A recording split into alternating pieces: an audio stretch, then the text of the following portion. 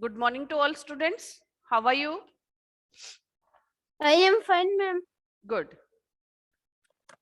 Last class में हमने chapter number 16 पढ़ा था और उसका बुक वर्क किया था. कल मैं पिक सेंड करना भूल गई थी आपको. आज कर दूंगी फोटोज जो आपके वर्क की है. और आज हम चैप्टर नंबर 20 पढ़ेंगे जिसका नाम है वही जीवन सफल है. हमारा जीवन ऐसा होना चाहिए जिसमें हम दूसरों के काम आ सके, वही जीवन हमारा सफल है. ये इस पाठ के शब्दार्थ दिए गए हैं जिसमें पहला है मेघ. मेघ कहते हैं बादल को. रोशनी, उजाला, सौरभ, खुशबू, पथिक, यात्री या राहगीर. शाखी, पेड़. शाखा टहनी होती है, शाखी जहां पर आए वो पेड़ के लिए आया है. फिर है गगन, आसमान. हर परहित, दूसरों की भलाई. धन्य, बड़ाई के योग्य यानी बड़ाई के लायक. रम्य, सुंदर, जो मन को अच्छा लगे, सुंदर लगे. सुमन, पुष्प. कई हैं आपके वर्ड्स जिन्हें आप जानते हो, जैसे गगन है, सुमन है, धन्य है, रोशनी है, मेघ है, पथिक है. ये जो वर्ड्स हैं आपके पहले भी आए हुए हैं और अब भी. तो आज हम chapter number 20 page number 93. Good morning ma'am. Good morning. सभी बच्चे ओपन करेंगे पेज नंबर 93, चैप्टर नंबर 20. वही जीवन सफल है. ऐसा जीवन, वही जीवन जिसमें हम दूसरों के काम आ सके, वो जीवन हमारा. अगर हम दूसरों के काम आ सकते हैं, भलाई करते हैं, तो ऐसा जीवन हमारे लिए सफल है. यानी हमने कुछ अच्छा काम किया, अचीव किया. तो ये एक छोटी सी कविता है पर इसमें बहुत सारी काम की बातें हैं, अच्छी अच्छी बातें हैं. तो हम स्टार्ट करते हैं. वही जीवन सफल है जो किसी के काम आ जाए. सदा ही दूसरों के हित गगन से मेघ झरता है. सदा शाखी पथिक को रम्य छाया दार करता है. वही जीवन की परहित कर जो जग में नाम पा जाए. वही जीवन सफल है जो किसी के काम आ जाए.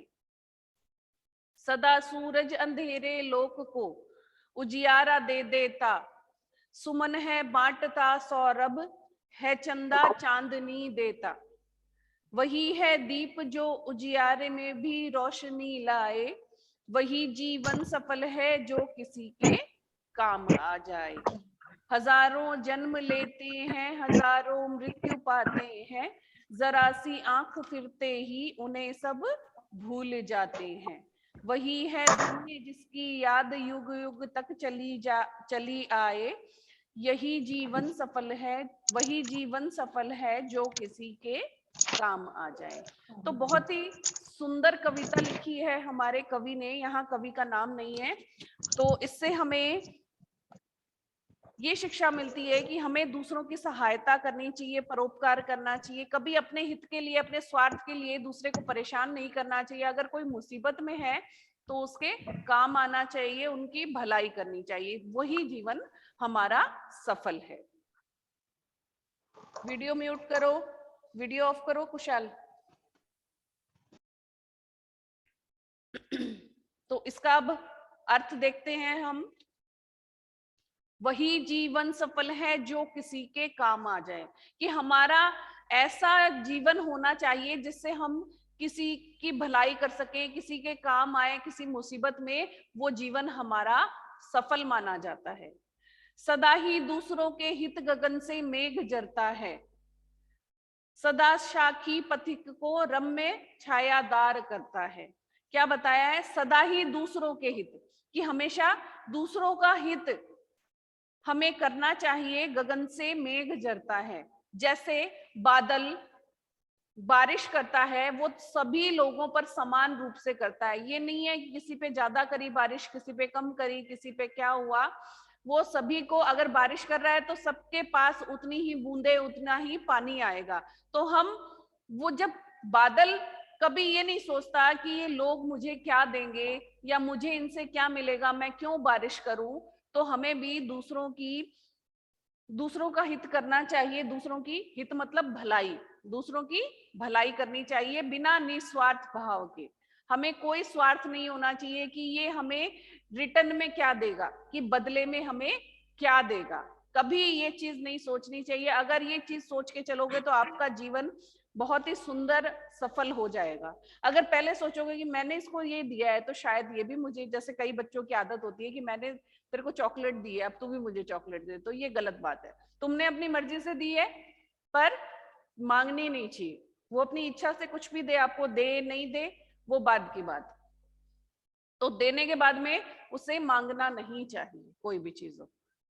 सदा शाखी पथिक को रम्य छायादार करता है। क्या बताया कि सदा, हमेशा। शाखी किसके लिए कहा गया है यहाँ पे?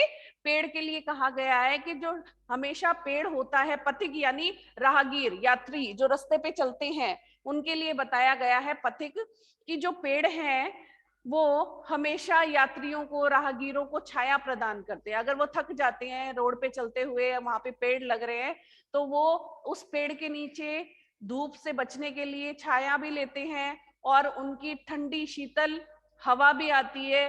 वो वहां पर खड़े होकर, बैठकर सुस्ता लेते हैं, कुछ पानी भी पी लेते हैं। तो उनको भी पेड़ उनसे कुछ नहीं मांगता है कि ये रास्ते में जाने वाले पथिक हैं, राहगीर है, ये हमें क्या देंगे, कुछ नहीं। पर पेड़ भी जब बिना स्वार्थ के आपकी हेल्प कर रहा है, तो आपको भी ऐसे काम करने चाहिए जो दूसरों के हित में हो और सभी को छाया देता है। वही जीवन की परहित कर जो जग में नाम पा जाए। कि ऐसे काम करो, अच्छे अच्छे काम करो जो दूसरों के काम आए, दूसरों की भलाई कर पाओ, और इसी से लोग तुम्हें याद करें। जग, जग यानी संसार में, कि हाँ वो बच्चा बहुत अच्छा था या वो आदमी बहुत अच्छा था, उसने ये अच्छे काम किए। कभी अपने हित के लिए नहीं सोचा, हमेशा परहित के लिए सोचा, यानी दूसरों की भलाई के लिए सोचा। अपने स्वार्थ में उसने पूर्ण नहीं किए, सबको, सबकी भलाई करी। वही जीवन सफल है जो किसी के काम आ जाए। ऐसा जीवन ही सफल है जो दूसरों के काम आए।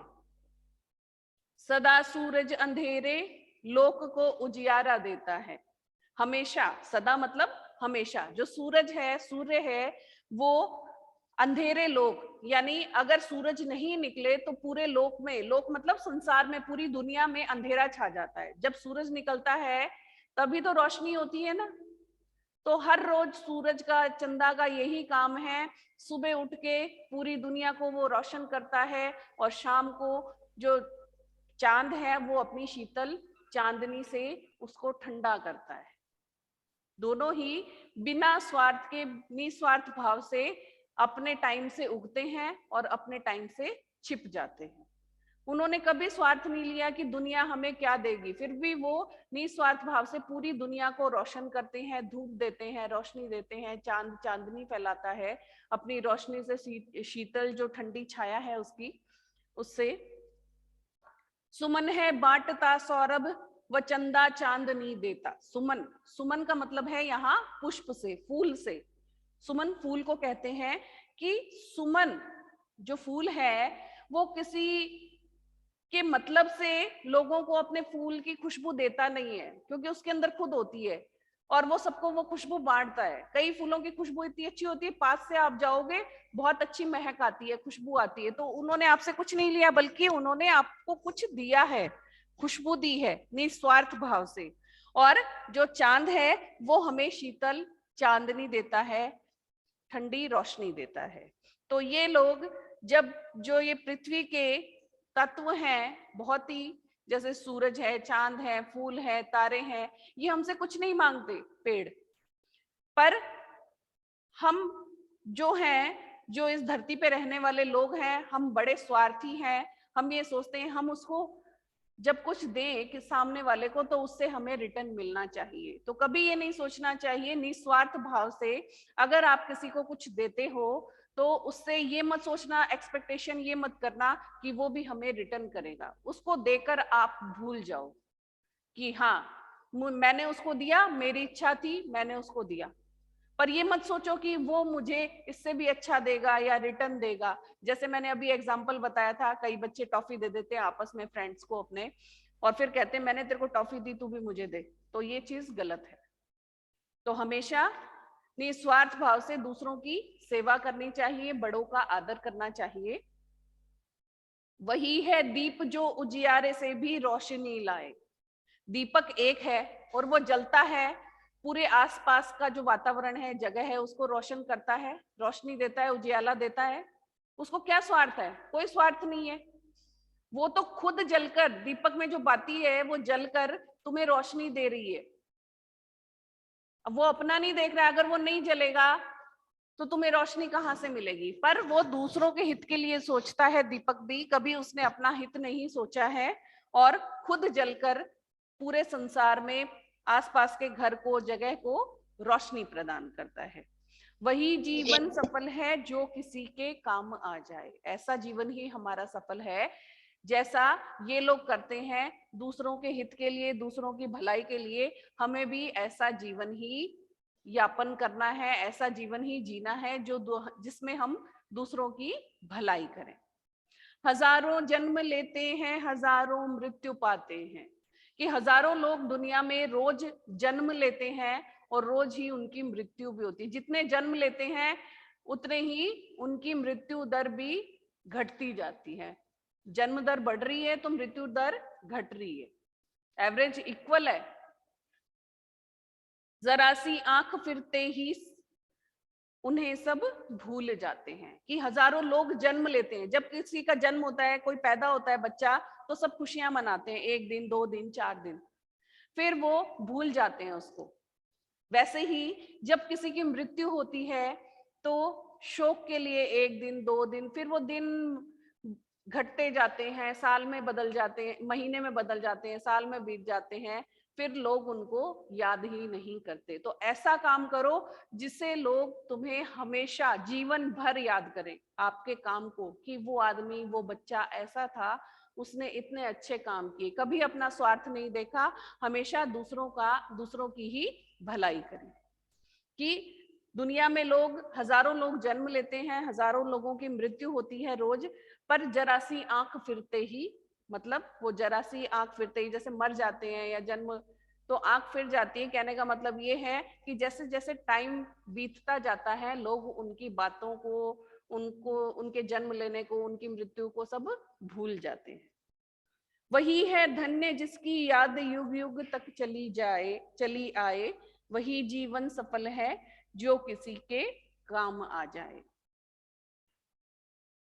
कवि ने बताया है कि वही जीवन धन्य है। धन्य का मतलब क्या बताया यहाँ पे? बड़ाई योग्य, कि लोग उसकी बड़ाई करें, ऐसा जीवन ही सफल है जिसे लोग युग युग तक, सदियों तक याद रखें।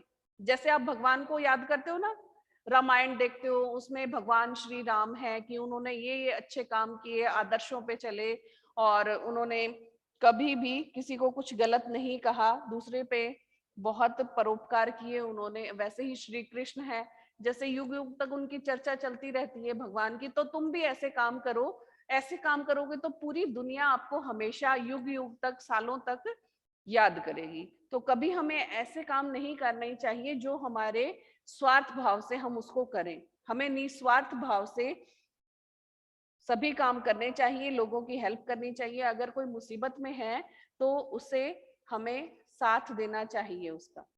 ये नहीं है कि वो अगर गिर गया तो उसको गिरा रहने दो, अपन तो वीडियो बनाएंगे, अपन तो फोटो शूट करेंगे। वो चीज नहीं होनी चाहिए, वो बाद की बात है। वो तो पब्लिक को दिखाने के लिए तुम कर रहे हो, उसकी हेल्प करने के लिए तुमने क्या किया? अगर कोई गिर गया तो उसे उठाओ, उसकी मरहम पट्टी कराओ, उसको डॉक्टर को दिखाओ, उसको घर ले जाओ। और जब तक ऐसे काम, ऐसा मन नहीं बनाओगे, तब तक आपका जीवन सफल नहीं है। और ये हकीकत है, ये नहीं है कि आपकी ये इस कविता में है, इसको आप अपने जीवन में लेके आओ। निस्वार्थ भाव से कोई भी काम करो, ये मत सोचो कि मैंने उसको ये दिया है, मुझे भी ये अगेंस्ट में मिलना चाहिए। नहीं, अगर कोई तुम्हारे साथ गलत कर रहा है तो ये नहीं करो कि उसने मेरे साथ गलत किया, मैं भी गलत करूं। नहीं, आपको अच्छा बन के दिखाना है, उसके साथ प्यार से रहना है, जिससे उसका मन परिवर्तित हो जाए, वो सोचने पे मजबूर हो जाए कि हमने इसके साथ गलत किया पर फिर भी ये आज भी हमारे लिए सही है, हमारी मदद कर रहा है, हमारी हेल्प कर रहा है, हमारे लिए कभी कुछ गलत नहीं कह रहा है, बोल रहा है या कुछ कर रहा है। तो इस पार्ट से तुम्हें क्या शिक्षा मिलती है, बताओ, कोई बताएगा? हर्षित। मैम मैम हर्षित मैम हमेशा पहले मैं मदद अपनी करनी अनन्या अर्पिता आप नहीं बोलोगे,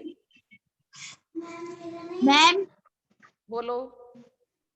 मैम इस पाठ से हमें शिक्षा मिलती है कि हमें सदा दूसरों की मदद करनी चाहिए। हाँ, आपका नाम क्या है? कुशाल।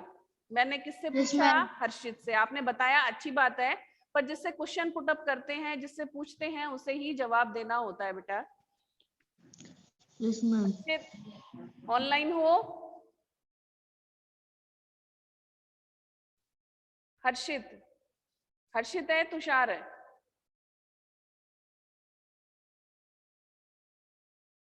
हाँ अनन्या अर्पिता, अब बोलो बेटा। मैम हमारे साथ जो बुरा करता है उसको हम बुरा नहीं होने देंगे। क्या चीज?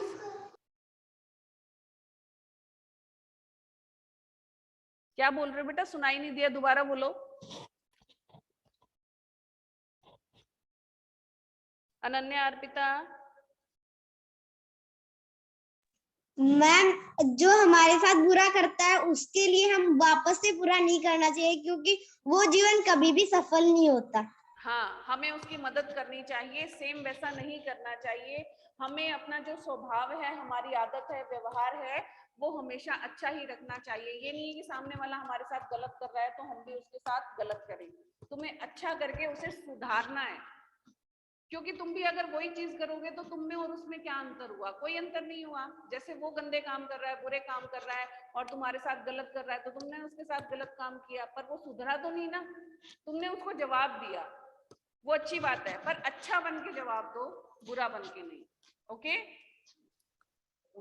Yes ma'am. क्या नहीं समझ यस मैम। पूछ सकते हो अगर कुछ कोई पैराग्राफ नहीं समझ में आया हो तो।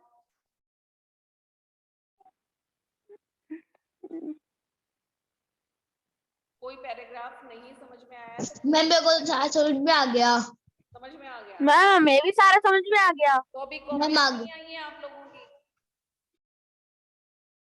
किस किस बच्चे ने भिजवाई? किसी ने भिजवाई है?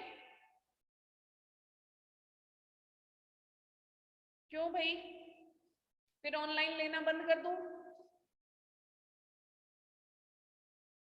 पढ़ाई यहीं पे स्टॉप कर दे क्या?